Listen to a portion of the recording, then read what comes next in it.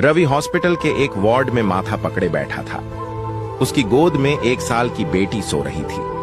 3 साल का बेटा उसकी बांह पकड़े खड़ा था।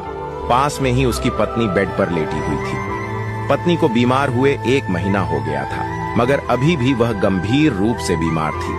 पत्नी बीपी लो होने के कारण बेहोश हो गई थी। हॉस्पिटल लाने के 2 दिन बाद उसे होश आया था, मगर इतनी देर तक बीपी लो रहने के कारण हार्ट, फेफड़े, किडनी और अन्य अंगों का बुरा हाल हो गया था। इलाज चल रहा था, मगर सुधार बहुत धीरे हो रहा था। वह 1 महीने से बीमार बीवी और 2 छोटे बच्चों को अकेला संभाल रहा था। वह पिछले 4 दिनों से नहाया भी नहीं था।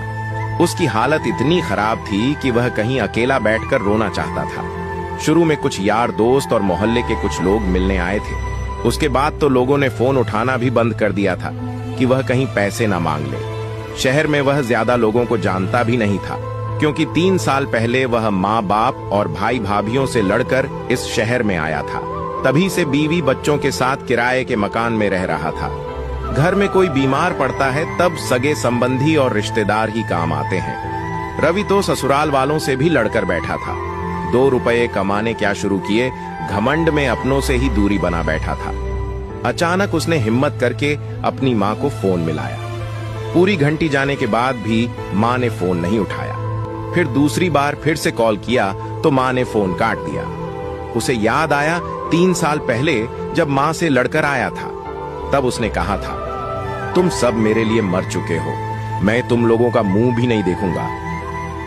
माँ के फोन काटने पर वह निराश हो गया। उसकी आंखों में आंसू निकल आए। पास ही बेड पर सोई पत्नी टुकुर टुकुर देख रही थी।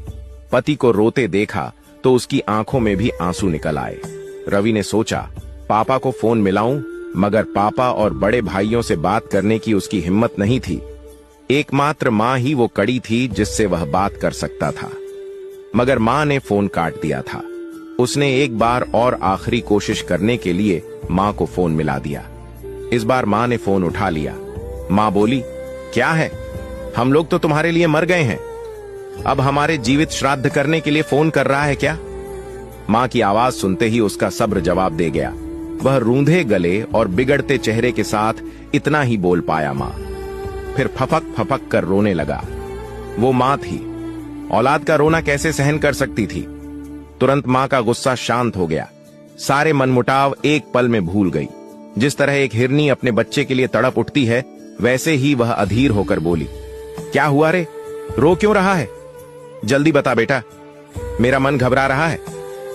मां के वात्सल्य भरे शब्दों को सुनकर वह